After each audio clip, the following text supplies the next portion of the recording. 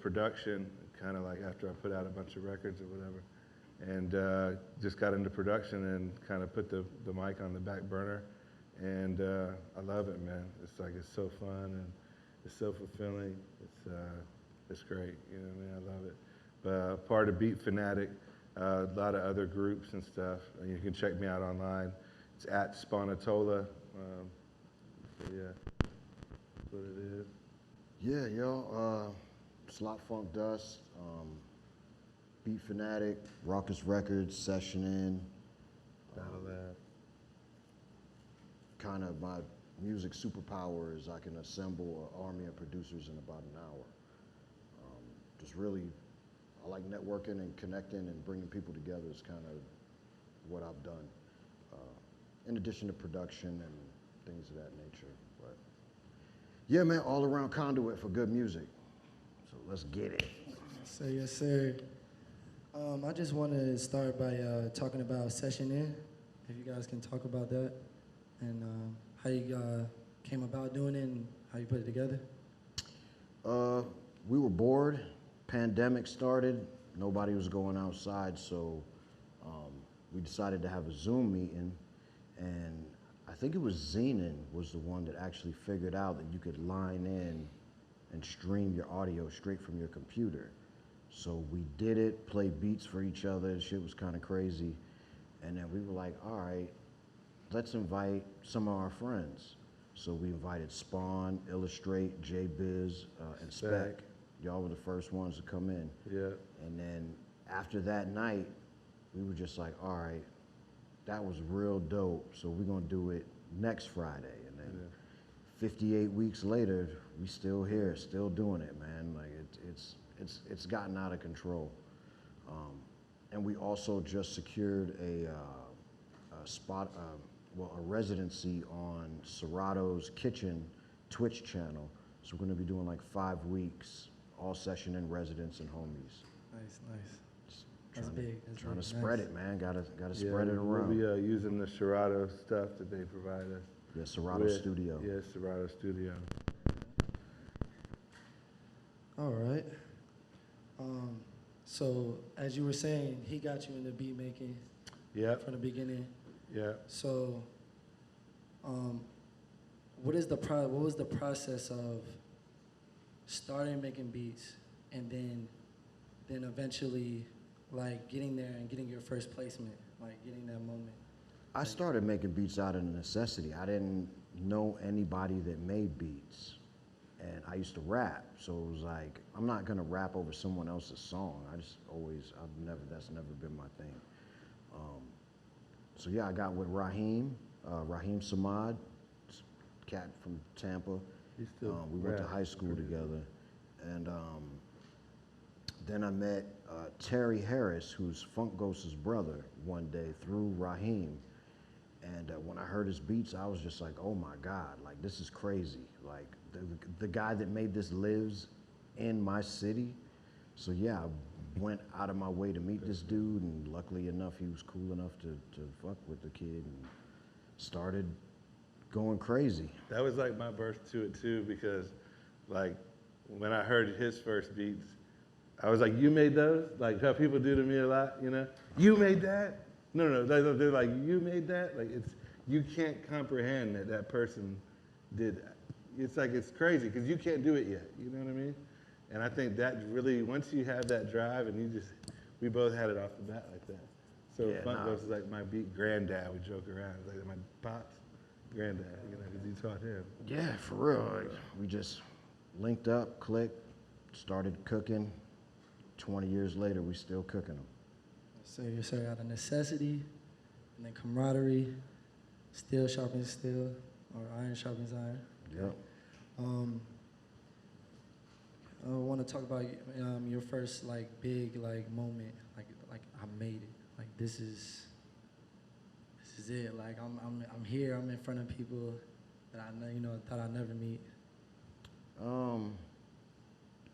It's probably the biggest accomplishment that I ever felt, but it was also the biggest immediate letdown. Was right after we did this Funk Ghost record back in like 98, 99, I was in a crew called Unseen, and I had managed to get us a deal with Swamp Records in Japan. So I was like, yo, like this is it. Like getting a deal in Japan is better than getting one in the States. Yeah, it's the first Beatfanatic record. Yeah, man. Unseen, the idea. We got jerked so bad, man. I'll never forget. Dude sent me like a Western Union for like $300 or something. And it was like a crew too, wasn't like Yeah, it was like just him. like 6 of us. It's fucking crazy, man. So I'm sitting here thinking like, yeah, we're gonna get some product, we're gonna get some vinyl, whatever. Man, these dudes sent us a box with like 30 CDs, $300, and that's all we ever saw. Our shit was for sale in Tower Records for years. Couldn't get like top 10 hip hop album in Japan in Tower Records. Getting $0 off the whole thing. I couldn't do anything about it. They don't use like SoundScan and the same resources we have here for album sales. It's a completely different system, and if you don't know somebody over there, you're not getting in. So they sold, you know. They had to go out of business for us to get our album back. It took like 5 years. It was Terrible. some of the first production from Illmind, M-Phases. M-Phases, De La, Nicolay. yeah, Lot from of you know, cats. Foreign Exchange. And it was just like everybody was just, it was crazy. Yeah, got super jerked, man. Yeah. And so that was the first big thing and a big hiccup in the road. So from there, what was the next? What was the next move? I started doing Beat Society, which was the original producer showcase. Started out in Philly with Hezekiah, Christoph, Sal, and Seo. And hold on, I'm forgetting somebody. And Jim Drew, the guy that runs Soul Spasm Records still.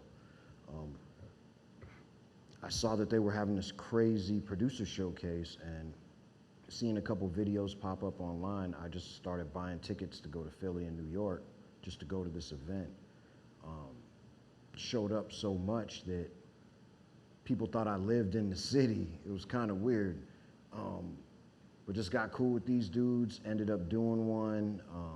Years later, ended up doing artist management, booking, the whole thing. That alone just introduced me to a lot of different producers and artists, started getting placements, just the usual thing. But I kind of work under a different mindset than most artists and people that are trying to be artists work under. I always had a job, like a good job. So if I wanted to make music, I get to make it under my own terms. I ain't got to kiss nobody's ass. I ain't got to deal with the politics of the music industry or none of this bullshit. I literally do what I work with, who I want to work with, and do what I want to do. I think it's been a lot better for my mental health as an artist, and it's probably why I'm still doing it. Same thing with Spawn. Spawn's always had a job. Mm-hmm. You know, we're parents, we are responsible adults, but also we don't use that as an excuse, because some people are like, oh, I got kids, I can't do this, I can't. Nah, you can do it all. You make time for what you want to make time for. So. Yeah, definitely. Yeah, and I'd like to speak on that because it's something that a lot of people will tell you that have already made it and that are already big, that you can't hold a job and do music.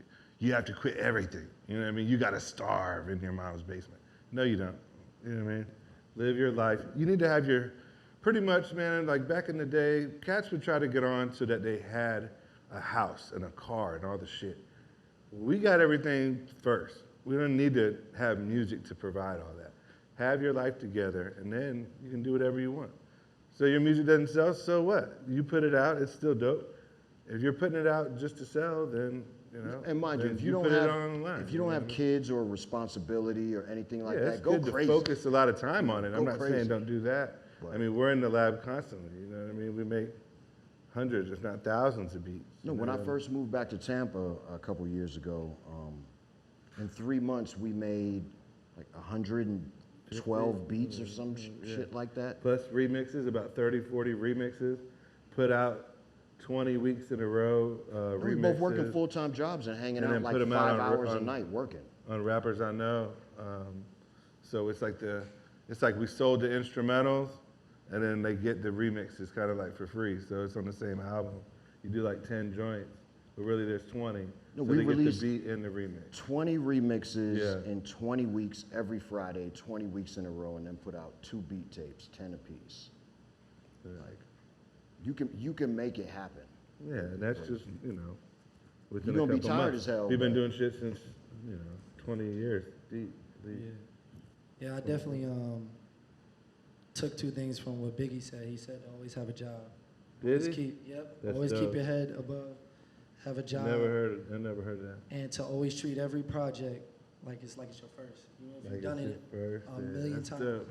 So Here's the thing, man. If you're stressed out about money and budgets and jobs and all this other stuff, like if you don't got your life together, how do you think that you're going to be able to focus on your art with a clear head? You're not, Sometimes that's good though, because you need the stress for the creative process, but sometimes it holds you back. So just find a balance, Just make sure you're comfortable and got a clear head, and then focus on your art. Yeah, and speaking of treat every album as your first, my first album never came out because I was wilding back in USF days, 96, 97, something like that. And my first big moment too, like he was asking him, was I did a show with Busta Rhymes at University of Florida at the band show. There's probably like 5,000 people there. You rock a crowd like that, I'm rocking over one of his beats, they're going nuts, you know what I mean? I was like, I'm gonna do this forever. You couldn't tell me nothing, you know what I'm saying? But I always knew that I had to keep my stuff together, whatever. I was working jobs, University Mall, wherever, And anyways, recorded a whole album. It took about a year. It was just trying to always save up money to go record. Well, once I recorded the whole album, I was trying to save up a bunch of money over Christmas and then go back and master it and mix it, so I could put it out. Actually mix it, then, master it. But anyways, went back to the studio and the place was empty. You know what I'm saying? So and I was like so passionate about my stuff, I was like, this can't be real. Where's Album the studio? gone. And where's my album, And some guy just disappeared, and he took everything and he had something happen, I forget. But long story short, it never came out. And I wasn't even gonna keep rapping. I said, man, I'm done, So I think I chilled for about a year or two. Was still ciphering and doing stuff and whatever, building with a lot of different people. But something, I don't know what it was, something hit me one day. And then I was like, man, I'm just gonna start recording, I don't know what it was. But then started doing album after album after album. I'm in groups and solo albums with people all over the world, Africa, Japan, Chile, anywhere, Canada, you know what I mean? I'm a big part of the Beatfanatic being worldwide because I work with a lot of people that are international. And how did you begin to reach out to these people? Began to back in the early days, MySpace and stuff like that. It was a lot of internet, which I didn't know too much about. I was like really not computer savvy, like at all. Like that's him, and I'm just using equipment and mediocre equipment at that, you know what I mean? At one point, my setup's a 303, a SP303, which people just use for sound effects, and a Handy Tracks turntable, and a bunch of records, and that's it. You know what I mean? For years. Yeah, for years, and just no computer or nothing. I would just have to play live. There wasn't even a sequencer on it. It wasn't like a 404. You hear a lot of people playing beats on the 404, all the glitches and stuff like that as they perform live. The beat like da-da-da-da-da, freaking out and just doing little effects where you just have to hit the button. You know what I mean? But yeah, man, and it's just crazy, you know what I mean, to sit back and think how many records I've done. But I'm just still doing it for the love, I love the shit. So if I'm getting paid or not, it's cool, I wanted to ask, what's some of the biggest mistakes that you see young and upcoming producers make?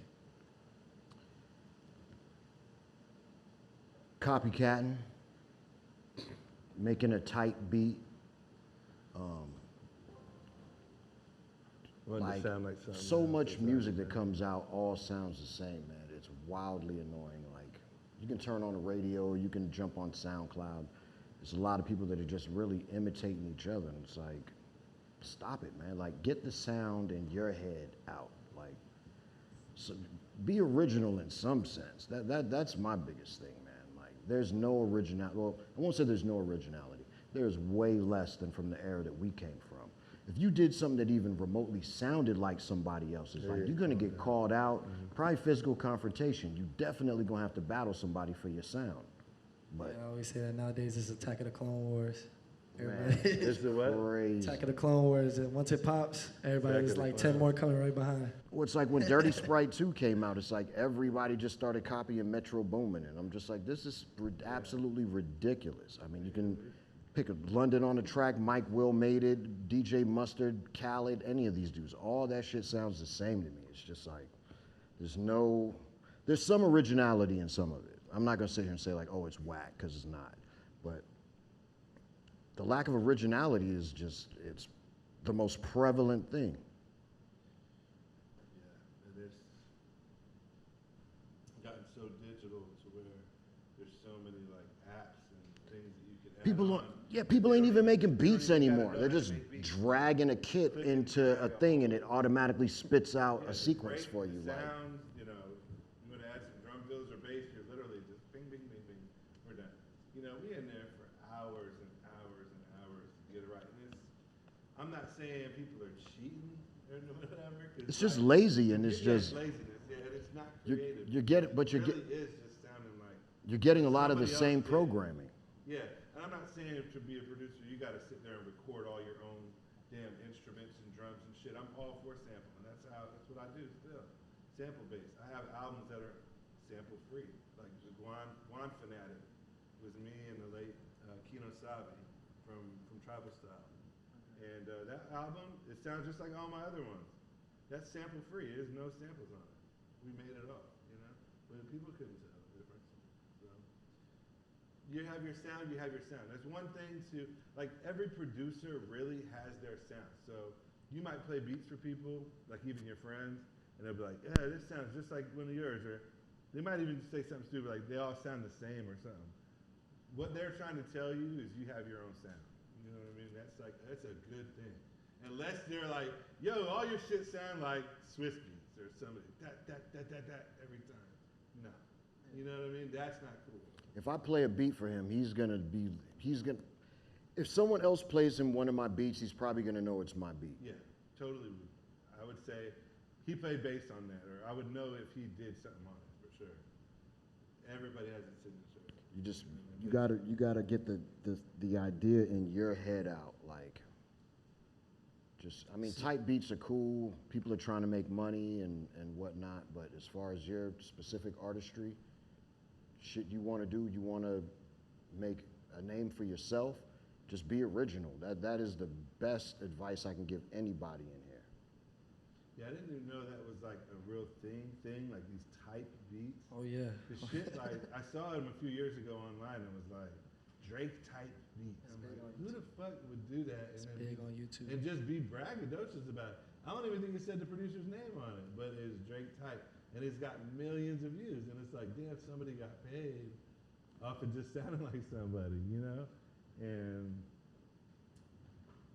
it's crazy. It's crazy. They even got like the apps now that make you just sound like somebody. You sound like somebody that uses like effects or whatever. They just find the same effect, and a normal voice is gonna end up sounding Well, and like all these people are releasing sample packs and drum packs and all Yeah. these other things. And if you take someone else's sound and make a beat, it's probably gonna sound similar to something they did, which is cool. Inspiration's cool. But a lot of these people are just literally like just dragging the drums in, dragging the loop on, like. So with that being said, what are some of you guys' techniques when making a beat? Because I've tried to make a beat before. I get a little scrambled after 2 layers. I get all. There's no method to our madness, man. We come in, we usually will start listening to records when we hear a crazy ass sample, then we'll probably chop it up, try to figure out the puzzle, how to put the puzzle together, and then once we kind of come up with an idea, then we'll start adding drums and bass and keys and layering. But there's only thing I really, will say we do have a formula for it is remixes. yeah. And whenever, every single time, we're gonna do the same. And find the acapella or whatever, sit there and play records until we find a sound that goes good with the vocals, period. And until we find something, we just keep going and going. We might sit there for 4 hours one night. Yeah, and have hours nothing. and hours. The And next then day once we you come find back, that the first sample record we fit. put on, we're like, that's it. And it usually ends up being better than the original. I'm not trying to like be braggadocious, but that's what it's about with a remix too. You got to kill the original song. Don't do somebody's song and not go all out. Like how you gonna make a remix and it sounds like their or song? even it sounds similar. Yeah, that doesn't make any sense. So the whole game of that is just to do something, and not even just kill it, but do something totally different. That's the thing, I think. I know. So you were talking about label jerking around and stuff. So, pause. But have you ever been taken advantage of, or seen other people, being taken advantage of? Like, is there like key things that happen a lot that you can pick up on to know when they're about? Every day. It's it's a lot. As far as seeing people getting taken advantage of, a lot of people, like us doing a session, and we have a lot of producers that come in, and a lot of people that are trying to work with them. So people don't understand like publishing and the difference between writer and publishing credits and syncing and mechanical licensing and all this stuff. And people are asking them to do work. I've seen contracts that look like nightmares. It's crazy. But the flip side to that is, I think that's why we're kind of still around and still doing things, because we're willing to share information with people. I'm not going to sit here and try to charge cats and try to be their manager. Like, nah, if you got a contract, show it to me. Let me read it. If you don't understand it, I'll read it and let you know exactly what it says. You can make the decision based on the information you get. If it's He's being humble as shit. He was the A&R for Raucous Records, signed 50 artists on Raucous. So, I mean, he knows contracts. I know what paperwork looks like. There's little dumb words they use like, oh yeah, this is for perpetuity and things like that. Someone they might just overlook that, like, oh yeah, it's whatever. No, perpetuity is forever in this universe, the next one, the next galaxy. Pick a fucking planet. You want to release this shit on Mars and Jupiter? Like, dude, like, you can't escape it. Like, it's infinite. One word, perpetuity, can change the whole thing. Or you could be locked in for one album or 5 albums. But legal jargon is it's necessary, but it's stupid. Because if you're dealing with a good company, like most of the projects I've done have come out on Rappers I Know or Soul Spasm. These companies both have 2-page contracts. The first page is the actual contract. The second page is what you sign on. It's that straightforward. It's not 10 pages and a bunch of bullshit. Generally, when you get companies that operate like that, they have a good moral compass as a company, and they're not out here to jerk people. They're gonna bring you on because there's a mutual benefit for you signing with them and being an artist on their label. When people come to you with all this flim flam and miracles and all this, and they promising you this and $1 million advance, man. Especially the advances, the advances. Bruh, you don't want that $1 million. If you're at the point to where someone's offering you $1 million advance or hundreds of thousands of dollars, you're doing enough on your own that you don't need these motherfuckers. You can straight up just go Bandcamp. Because that's another thing too. People think like, okay, I'm on all these DSPs, I'm on all these streaming platforms, Tidal and all this stuff. Man, you know how many streams you got to get $1,000? Yeah.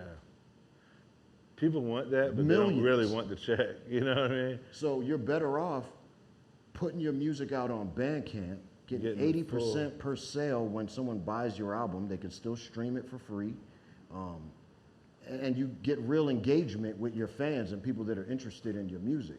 I mean, still put your stuff on Tidal and all that, but I don't look to that as like success at all whatsoever. That's basically like free promo that you're doing. All right, so getting someone to proofread contracts is a good thing. You said Bandcamp. Is there anything else you can say right now? Just I would say also maybe like a distro kit. If you are going to go the digital route, and just that way they kind of You control it. Yeah, and you're getting it out there on all the Because platforms. if you sign with a label and they put your stuff out, they're taking 50% of your streams. Like, Yeah, like you weren't that's the making deals shit that I off- got too. Yeah, is you're not making 50-50. shit off it anyway, so it's like, that's understandable. Unless they're gonna put out a physical product, like wax, cassettes. I don't know if people are still buying CDs, but merch, T-shirts. They're buying tapes and vinyl, you know, for sure, more than anything. That makes more sense because you can see a real percentage split on merchandise. With the stream stuff, you can literally do it yourself. You do not need these big record labels to do anything for you. And it's very cheap to set that up. That was $20 a year to use DistroKid? It's crazy. And, you know, so you can get your whole studio probably for free if you have a computer. Yeah, I mean, you know, you want to get some monitors and a MIDI controller or whatever. But $500 it's so bucks, cheap. you're in 500 the bucks, game. couple $100, not even. And you can set it up these days. It's crazy. There's no reason why you couldn't record, and then they have e-mastering. You send your track off and they send it right back to you and it's mastered and you can put it out. I mean, there's no limitations right now. You know what I'm saying? If like We you come want to from make an era music, where we used to have to pay $50 an hour just to go to the studio to make a Yeah. beat because we couldn't afford equipment back in the late 90s. so yes, I had to be able to fight to even get on the mic back in my day. You know what I mean? You didn't just come up and rap. You're not anybody. I can download Prove the it, you know what Koala I'm saying? app on my phone right now for $3 and make a whole album. Yeah, that's crazy. Yeah, the Koala app, a lot of producers are actually using that right now, and the quality is good as whatever you put into it. You know what I'm saying? If you got some dope samples and drums, you can make. You can save your Koala files and open them in Ableton. Yeah, Like that's where the technology's at. I mean, so there's no Definitely excuse. use all the resources you got. Anything. Any out Yeah. there. Okay. Literally, it has nothing to do with what the equipment is that you did. It's all about the Right. mind behind the machine. Yeah. Yeah, I had a lot of people asking me what I used, and I changed so many times from just equipment where you don't even see anything to only visual where you don't touch anything. You're not touching equipment, just the screen like an iPad or whatever. You know what I mean? To playing all the instruments, then going back to sampling. And it doesn't matter because people are like, oh shit, you did that in GarageBand? Sorry, I don't know if you cuss or whatever, but like, yeah, but you're not gonna do that. I'm just saying, like, that's what I sound like. You're gonna sound like you in that. So, Dope. So if anybody were to try to get in contact with y'all, is it at your name? yeah. SlopFunkDust, Sponatola, literally all social well, he's only on Instagram.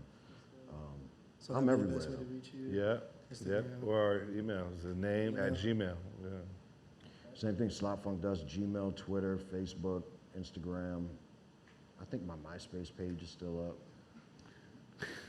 Is MySpace even still up? I mean, Bro, it's still a thing. Yeah, it's a I got music, like just 20,000 strictly people music. following me on strictly MySpace. music. It's Well, the crazy. music did Strictly take music. over.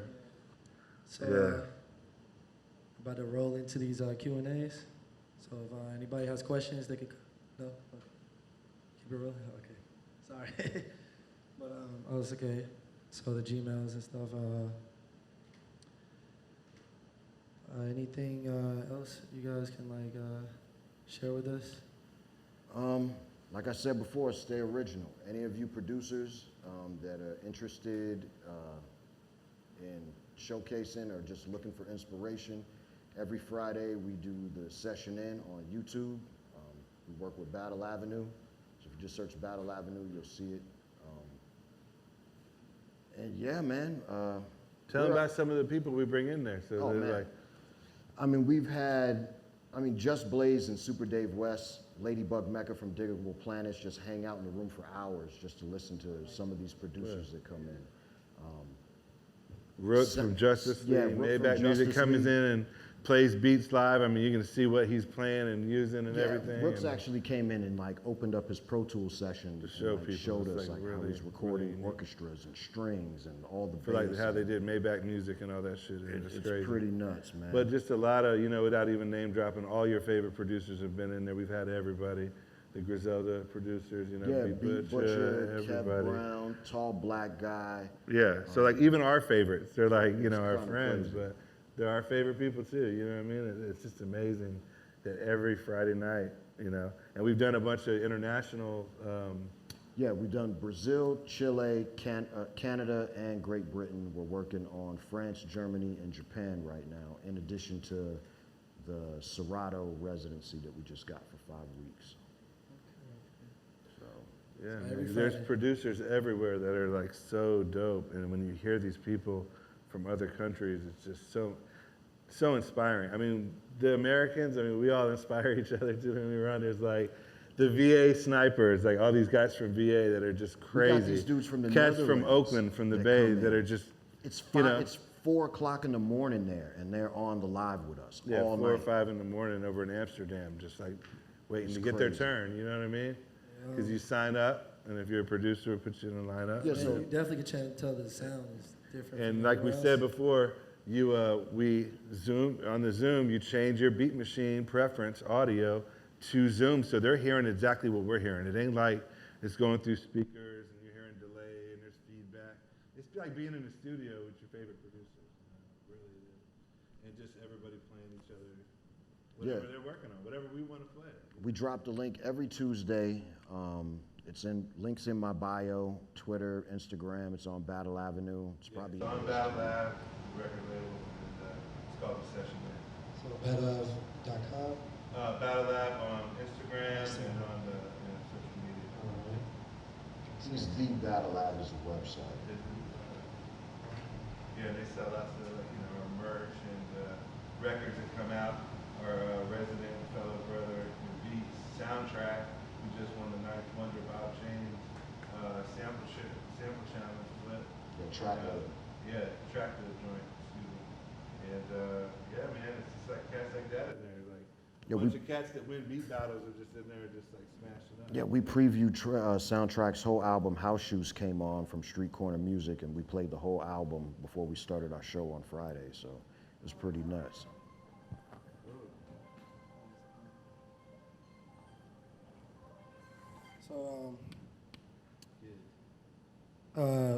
So what are some of the things you should look out for, like on contracts? Like what are like the key things in these contracts that you're looking for?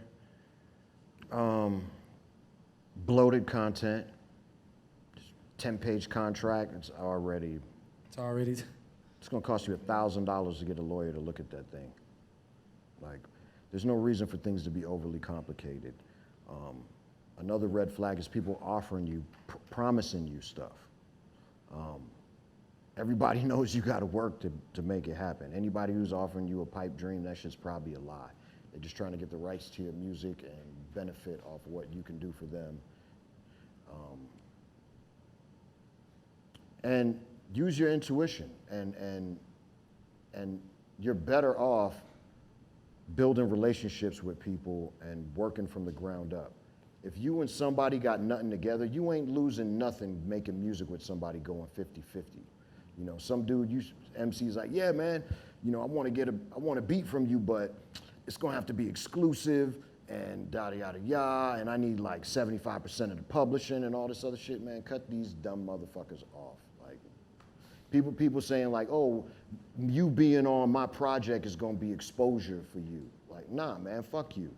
Yeah, they're coming at you and just know your worth. Nah, know your worth. You know what you're bringing to the table. So should a producer get a manager? Is that Yeah. If you got if you had that much work. Yeah, if you got that much going on that you can't keep up with a couple emails a week, if you're making that much money that you can afford to give somebody 10% of your money, 20% of your money, I've been doing this shit for a long time. I've never had a manager in my life, dog. I want one. I want to have these financial problems. Yeah, manager just means you just get to keep making music and not have to worry about Think any of the of this. bullshit. Bill Murray, the actor, has never had a manager his whole career. He has an answering machine. If you want to work with him, you leave him a message. He calls you back if he wants to work with you or not. That's how he works. To this day. To this day. That's how much you need a manager. okay?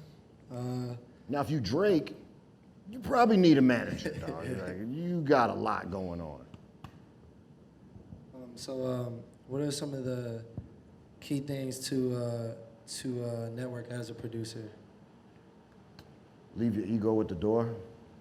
Treat people with the respect you want for yourself. And don't be surprised when you get punched in the face. Be nice just be nice. Like, just people are people. You don't know what people are going through.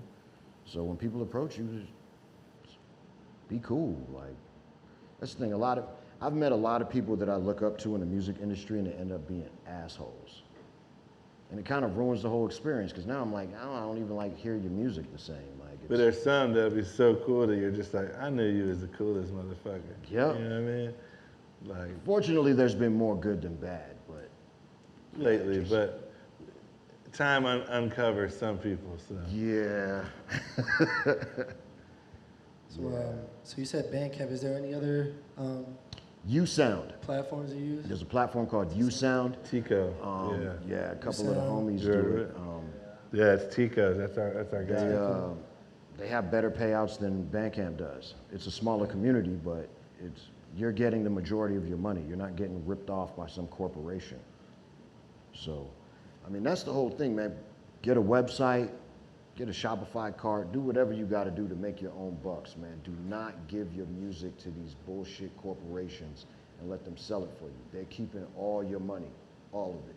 Even if you make $100 a year, if you was on this company, you'd have made $10, you know? Don't let these companies play you, man. Like, and it's the way of the industry. It's real flashy, and it's cars and money and girls and all this bullshit that doesn't actually really happen in the music industry. That these mainstream artists just kind of get people to believe. And I'm just a firm believer in doing you. You want to be weird, be weird. You want to be cool, be cool. You want to be quirky, do your thing, man. Don't let anybody dictate your sound and what you want to do. Be original. If people like it, they're going to like it. And no matter how bad or terrible the worst producer or artist that you've ever met is, that song that they have, somebody somewhere loves that song. Yeah. That's their favorite song, no matter how much you hate it. Like, And then that song might even just super blow up years later. art is subjective. It's so crazy. It has to be a certain time, and it's like timing. What's dude's has a lot name? to do with it. Be rocking the bit. The dude who did that My Baby Daddy song, the first one. That's just My Baby Daddy. Yeah. Be rocking the biz. I was in the studio with Funk Ghost. We were at. Oh my God! And y'all clowned them. Dude years played ago. this song for us, and I could not stop And that laughing. shit came on the Like, radio. It was hilarious, yo. I was like, this can't be real. And dude's just looking at me like, you're wilding. Like, this is the next hit. I'm like, whatever. We leave. 2 months later, this shit is on BET, prime time. I was just like, oh my God, yo. I feel like such a fucking asshole. And that reminds me of another one that I'll just bring up because who cares? We'll talk about it. Is a studio we used to use, Pure Tone. This guy, Henry Shao. And he was really dope music. I used to record out of USF Studio B for a whole summer back when I was like, rapping and getting into production or whatever. And we went there to record a few joints, and the guy that was like the assistant engineer or whatever was the cat Curvin Joseph or something. And he ended up doing some funny song. Act the fool. The hater blockers. I have my hater blockers on or whatever. And we clowned hard. Like, I mean, no bullshitting, in your face, you're bugging. And look, that shit came out. Yeah, that shit blew up. And it's probably the most known thing out of that studio, but there's so many dope tracks that we did there that it's just crazy that that's the one that everybody knows. And the point is, that dude has a whole career off of that. Yeah. And I think what happened to our boy, the late, great Rec One, they were doing something where they were clowning around about Scritch them hoes. And that's just, it's another thing you just laugh at and say, oh, this is bullshit. But, we were so serious that we couldn't clown around. I got a real one. Do you guys know who Mayor Hawthorne is? Signed to Stone's Throw. Like Rolling Stone and shit. I know him back in the day. That's DJ Haircut from Detroit. And that he would, I think we were at Big Tune in Seattle. The beat battle. And he was just crooning, doing this thing, and he was like, yeah, man, like, I'm gonna record this and put it out. We were laughing at him like, dude, there's no, like, this is the biggest joke ever. Look up Mayor Hawthorne. Dude's doing international, worldwide tunes. Yeah, with like, Jake One. He's in a live band called Tuxedo with Jake One, and the shit started as a joke. Like literally, he was even joking, you know? And then people were like, God damn, like this shit. No, he took himself over some serious dope enough ass to beats, record this it. shit is like cool, you No, know? he took himself serious and recorded it, and people responded and reacted to it, and it's like a thing now. It's so don't think because you got a bad idea, you just think it's goofy or whatever that, you know, you're not gonna That do might it. be that hit. Take all the risks. Yeah. Take all the chances. I recently watched T-Pain talk about that. Like, don't listen to nobody. No, don't listen to He nobody, said told him man. that auto-tune wasn't gonna last but 2 months, Don't listen to your friends. If you got an Yeah. idea, just do it. 10 years later. You know? But And don't listen to us if we're in the studio and say this shit's whack. Yeah, if I tell you Because it's we sucks, tell you it's whack. It's like that's, you're gonna we're be like, a gazillionaire. this shit comes back and bites us sometimes, but that's how we are. Not afraid to say when the shit's whack. A lot of people will tell you, yeah, this shit's pretty cool. Come on, dog. So We're gonna be like, nah. how do people settle the splits from the songs, the writers, and producers of it? What was that? How do they handle the splits? Who, labels the usually? the labels handle it usually. I mean, if it's a split, unless you're in a group, you got to have it. You got to have your contract. You're gonna have BMI or ASCAP or whoever you're doing for your publishing. Yeah. When you put out an album, there are ISRC codes that you get for the album and every song. That kind of it makes it so you can catalog it and it can be tracked. This is the same information that SoundScan uses that you're going to use for your publishing and everything. So when you enter this information, the labels, if you're on the label's going to do it. They'll set the splits. You'll know what your percentages are. You can log in and see what your actual percentages are. But if you're just working, if me and you were just working on a song, it's generally 50-50 splits. Or if I did all the production and you just help co-produce, I might do a 70-30 split. It's kind of based off of your effort into the project. But the flip side is you got to have the paperwork. You don't have to sign a deal per se, but if whatever's entered into your publishing platform, BMI or ASCAP, that's what's going to hold up in a court of law. So if your shit blows up, you don't have anything on paper, but me and Spawn said we were doing this 50-50. He's not going to be able to take me to court and take all the money because we initially started this together. It's almost like a divorce in a sense, but not in California. All right. So we discussed the platforms they use to sell beats, but what's the best way for somebody to market themselves? I remember you talking about showing up to the contest like over and over. So that's one way. But is there any other ways? Yeah, man, you got to get in front of people. You got to start going to events and start meeting people. In person. You got to go to these online beat battles and artist showcase and open mics and everything. Let people know that you exist. If you don't put your music out there, if you're waiting for somebody to come knock on your door, it's not going to happen. Like, those chances are wildly minimal. And I don't care if you're a Lil Wayne or whoever. Like, it's just not happening. You got to get out there and put in the work. Yeah, because you go out there, you never know who's gonna see you, hear you. I hear so many people when I talk to them about how they came up.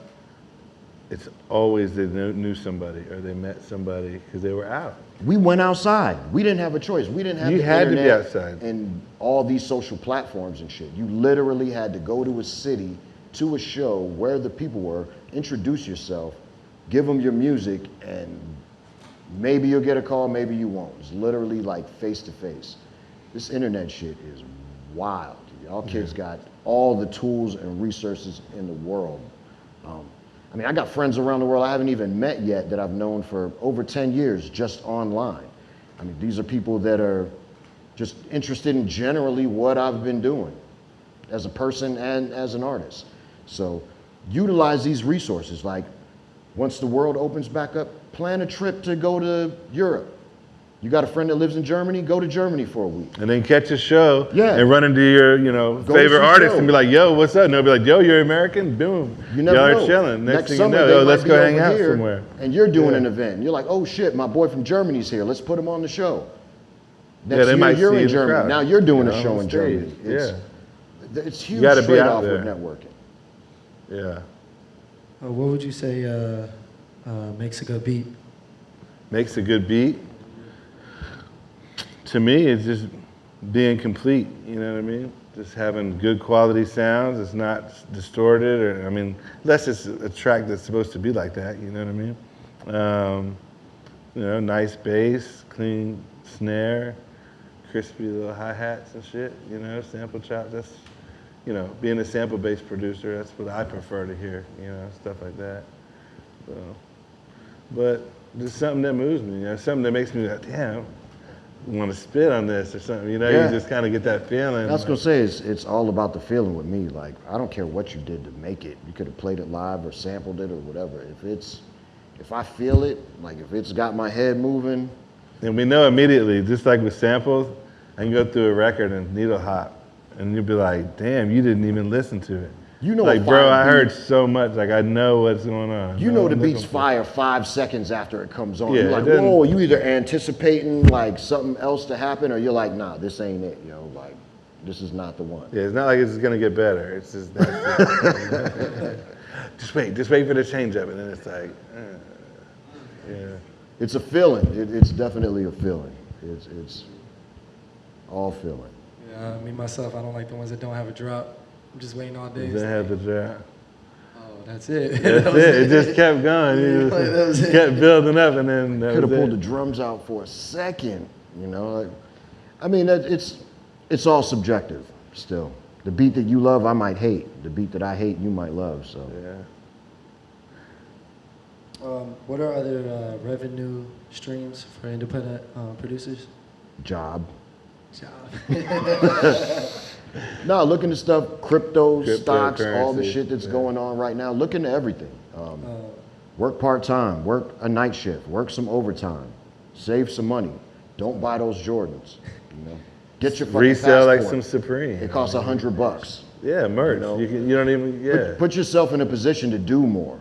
What about live shows? Yeah, don't do, if you're an up-and-coming artist, you should showcase and do stuff for free. If promoters are coming to you because you're bringing out a crowd, basically asking you to sell tickets, no, they're supposed to pay you. Their job is to promote. Your job as an artist is to perform. Don't let these promoters run y'all. And now that the pandemic is over and all these clubs are opening back up, they're gonna be trying to leech off every last one of y'all. They're gonna try to suck you dry, man. Tell them all, fuck off. Yes, it's pretty bad. $50, it costs, I gotta pay money to park in Ybor and gas to get here and back. What if I get hungry and I want some pizza? If they're really doing a night, they can give you $50. Yeah. Like, I'm not talking about be a dickhead. I'm getting $500 or I ain't performing. Like, it has to be a fair playing field. So, don't let these promoters take advantage of y'all. Yeah, and anytime you are performing, or if you're out there, make sure you have your merch table. Sell your CDs, tapes, records, hats, shirts, whatever the hell you got, stickers, anything. And then just have whoever, your girlfriend or whoever you can that you could trust, sit there and they're just gonna chill, you know what I mean? And you gotta have, merch is you important. can't always do it yourself. You can't sit behind a table all night, but you wanna have people, it takes a team usually, you know what I mean? So you're not gonna do it all by yourself, but being out there. Any places in Tampa particularly that you know of where they do this at, or where you can go at, produce and show your stuff live? There's a place called the Blue Note that just opened up on Nebraska that does an open mic on Mondays. Crowbar has one sometimes. They do different events there. Where else? Hooch and Hive does open events where people can come and perform and showcase. The bricks I know right the Syndicate, they used to do this thing called the Get Up that was at First Chance, Last Chance, where they had open turntables. So if you were a DJ, you could come DJ there. Bring your records, yeah. So there are things out there. They're few and far in between. It's not really the main thing going on, but if, I mean, you just really have to look into Mike Mass and the Wave Theory guys. They do a lot of community-driven events. I think they do Thursdays at, is it Tuesdays or Thursdays? Shuffle or something. Shuffle. And speaking of being out, Mike Mass, I produced his first album, and it was my first production album to me, not like just rapping or whatever, so just doing all the production. And the way we got up was he won a rap battle. And the rap battle, like part of the prize was some money, studio time with me, and do one song or whatever. So we did one song, and it was so crazy that we were like, we're gonna do a whole album. So we did heavy rotation, put out like 4 or 5 videos. Because he won a And rap he battle. just kind of was like, everybody was like, damn, this shit's crazy. So, Mass, is there any other people, any other influencers that you know of? Joey DeGlasses, the Broken Mold guys, DJ Blender, DJ Shafiq, Tribal Guam Style, the whole Guam Massive family, the Ruckus. Anybody that you see us interact with, they're all pretty open and usually always got something going on. They're always looking for new people and just trying to bring together community. If we don't help each other, who are we supposed to expect to help? So. And you guys. Yes, sir. Hidden Gems. Yes, sir. That boy Joe, that's the genius right there. That's LeBron right there. All right. Nah, man, I didn't know y'all. Y'all hit me up. Yeah. Just reached out. Hell yeah, I'll do it. So we reached the point of the Q&As. So if anybody else has questions that have been brought up or answered, you can feel free to come to the mic and ask some questions. How you guys doing? First of all, thank you so much for all the gems y'all been dropping today. Y'all appreciate all the knowledge, all of it, definitely. I'm James from the University of Streets and Corners. I guess my question is, do you have like any tips for producers after they have their unique sound to get their sounds to the people that need to hear it? Like, cause it's like, as far as producers go, it's like you're either playing beats for other producers or you're trying to get it to the artists to come and hop on your track to get your stuff out. But it's like, it's no way to get it directly to the public. So I guess, are there any tips to help producers to get their reach out, to get to people directly? Yeah, I mean. To get to other artists, or are you talking about to get to fans? Either way, I guess, to both, if you have. Because the artist, I think it would be go out and listen to people performing and see who you like. You'd be surprised, man. Like, somebody might blow your mind, a singer or somebody that rapped, it was just so dope. And just be like, yo, man, I got some beats. Let's try to work, and then get together. Meet up. Play them your sound. See if it's gonna fit. See if they even want to mess with it. They might be all aboard, or it might not work out, and you just keep looking. You know what I mean? Or even online, look. Well, yeah, you have platforms. There are things like BeatStars and things like that where you can upload your music, and these companies will shop it for TV commercials and movies and things like that. So, and you don't have to be some known artist to get on this platform. You're literally in a pool. And rappers can buy the beats, and they can lease the beats. Yeah, they can. Or they can buy exclusives. Yeah, exclusive. So I mean, there's another company called Jingle Which don't do Pumps that. does the same thing. They do placements for TV, commercials, video games, and you really just want to research more companies that would do syncing and mechanical licensing, rather than say like, I'm trying to get my stuff to 50 Cent. Well, yeah, I think your biggest check was from TV stuff, wasn't it? Bad Girls Club. The Jam, MTV type, shows, or. I had something on Bad Girls Club and something Adult on the Swim. Boondocks, and I've made more off of that than I've made off of all From the hip-hop artists. stuff I've done Yeah. put together. Boondocks is my favorite show of all time. Word up. You're gonna make me cry in the car. Yeah, on the final one, me and Legacy from the Justice League did a joint. called Which Damn is Right. Ninth Wonder Little Brother Collective. Mind blown. Thank you so much. Thank you so much. Word up.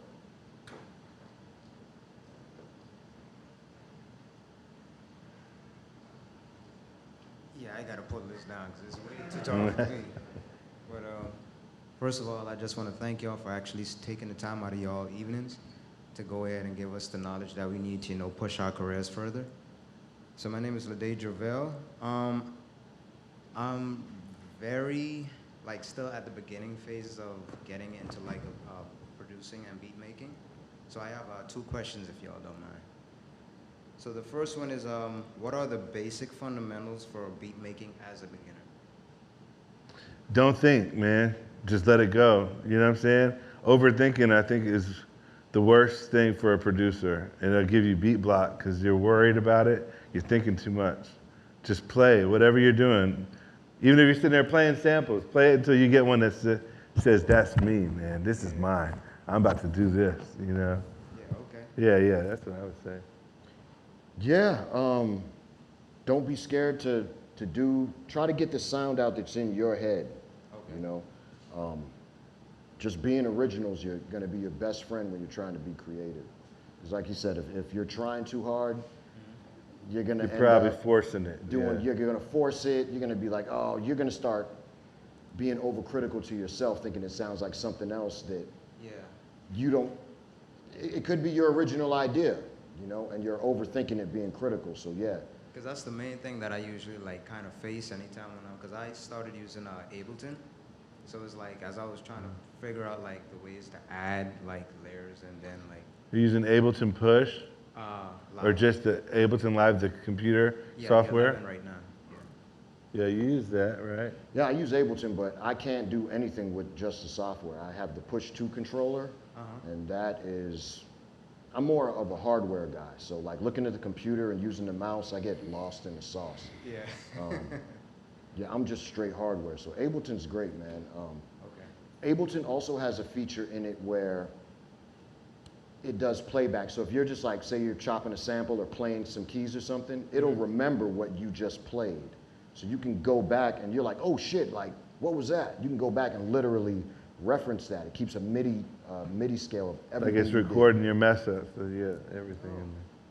So yeah, that's another thing. Like, that live. learn your software.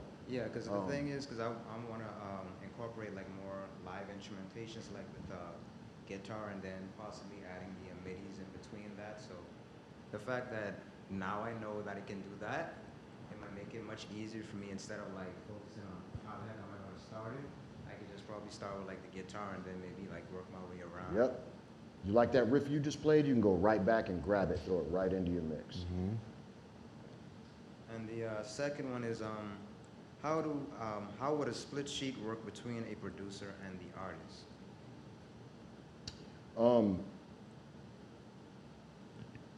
That is, that's between you and the artist. If you feel you guys did an equal amount of work, you do a 50-50 split. If you felt you did more on the production side and co-wrote the song, maybe you might do 70-30. It's just based on effort put into that work.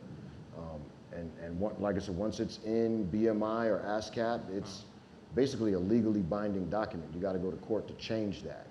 So, Yeah, if you're producing for a group of like 3 or 5 people, Well, you're still doing half of the work. You're still half production. You might be getting 50. They might be getting 10%. or you might be keeping all of the publishing credits and only doing a writer's split with them because they co-wrote some of the stuff.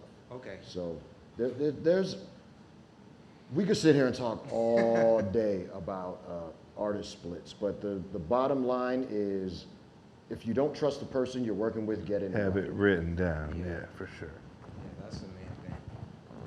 Well, thank Shit, you. even if you do trust them, get it in writing sometimes. Sometimes it's better.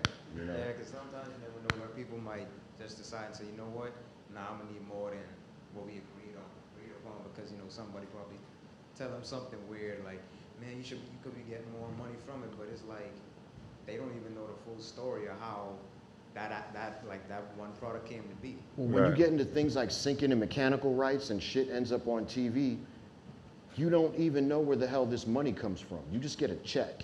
It's absolutely bananas. Like money just comes out the sky. It literally, I don't know how these mainstream corporations funnel all this money in, but do your publishing paperwork and get paid. Okay. And also, just from you saying you're a new producer, don't play some beats for people and have somebody tell you this is your sound. Don't let nobody else tell you your sound. Okay. And even if you sell a beat, every beat don't need to sound like that now. You know what I mean? You sold that, just keep going. You know what I mean? The thing of having your own sound is just to keep it going. It doesn't stop. You know what I mean? I appreciate that. Yeah, man. Thank you.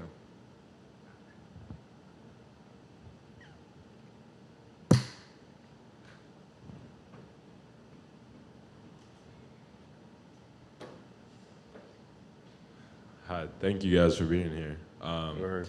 So yeah, so you guys spoke a little bit about like with promoters, you know, don't do a show for free if you know you're worth more than that.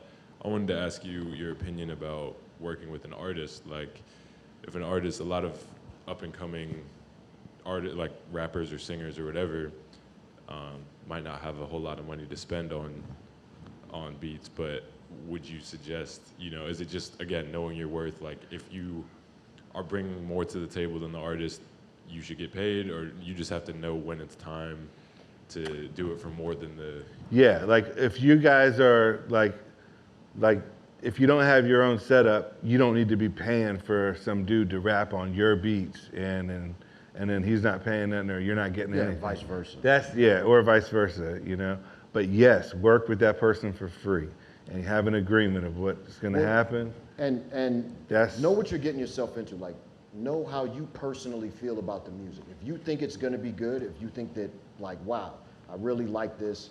Yeah, he can't pay me because he works freaking 50 hours a week at Wawa.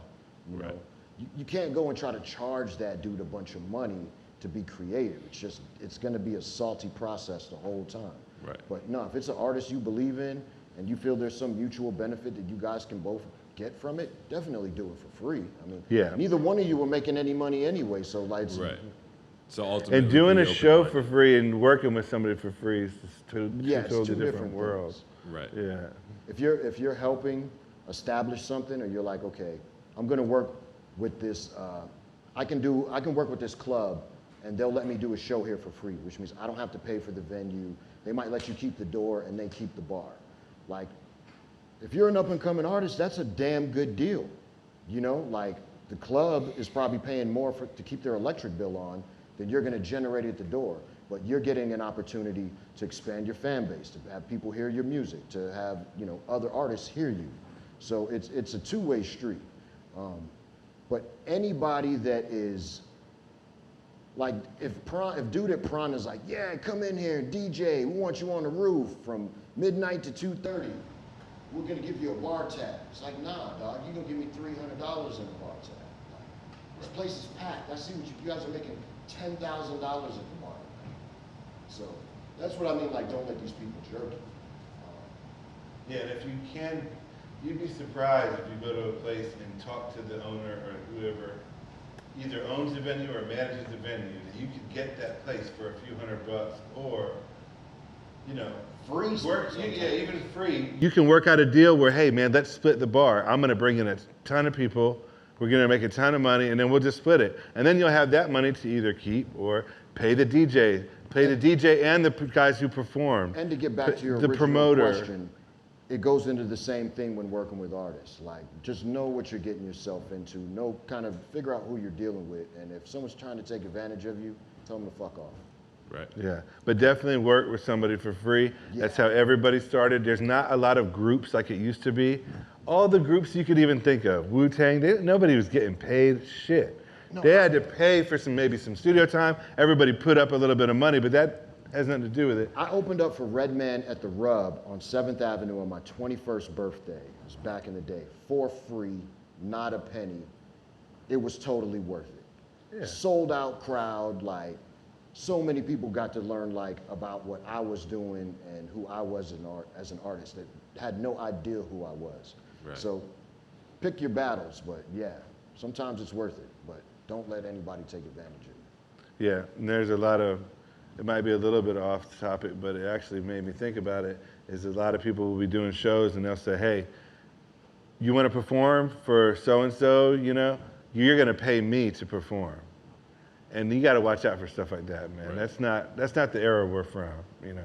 Somebody hits us up and says that we're going to pay to perform, dog, I'm dying laughing. I might even just throw you on blast and tell everybody. Now you don't have nobody wants to work with you, you know? Right. That's not the look. You don't pay to perform. You get paid or you do it Hurricane. for another reason, you know. So just Gotcha. be careful for that, you know. Okay, Now, perfect. if it's your favorite artist that you've always wanted to work with, and you might even just get a chance to get to talk to them and maybe exchange information, it might even be worth it. A few $100. You pay that on a pair of kicks or whatever, you know what I mean? So just be smart, you know, with your money, but don't be dumb, pretty much. Just don't get played with the people Okay, that want thank to you. charge you. You know what I mean? Thank you. Yeah. That'll be $50. Well, first, thank you guys for coming out tonight. And so at the end, you were saying that some of your most successful beats and stuff have been ones that made it to TV productions and TV shows.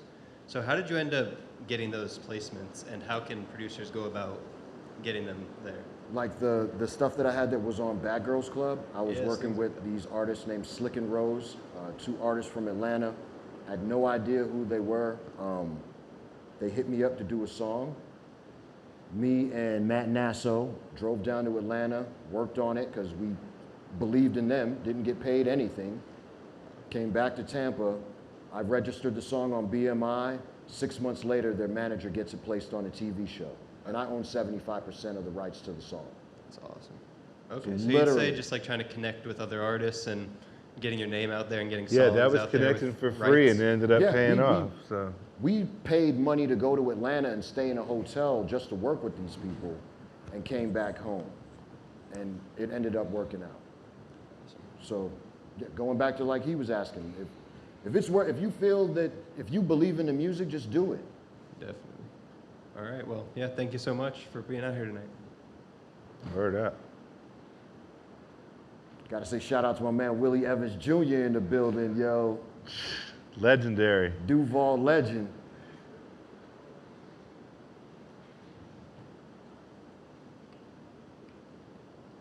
All right. I guess that's it for the questions. Want to thank all y'all for coming out. It's good to see some familiar faces. You know, thank you for coming out. And always be blessed, be well. And like they were saying, be original. Stay grinding, stay grinding, stay grinding, stay on top of it. You know, and inside, you gotta listen to what's inside. You'll be all right. Go with that feel. You know, production is all that.